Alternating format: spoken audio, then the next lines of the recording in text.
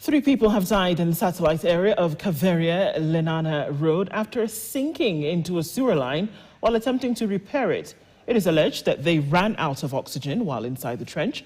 Witnesses disclosed that the first person entered the blocked trench to repair it and got stuck inside. His colleague then went in to rescue him but also got stuck.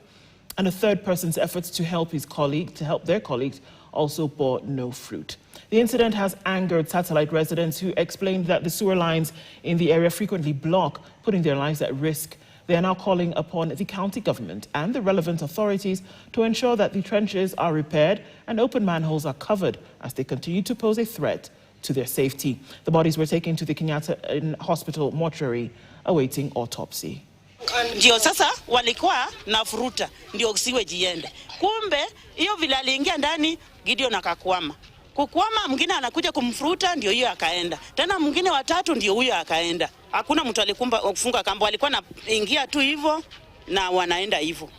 Ni watu watatu wamepoteza maisha na kulingana na hii barabara ya sewage. Na sio ati imeanza saa hii kublock.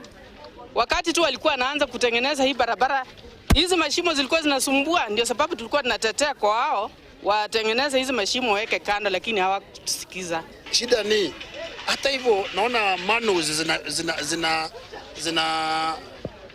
hizi chumba zinaibiwa sana, hata zinaachwa open.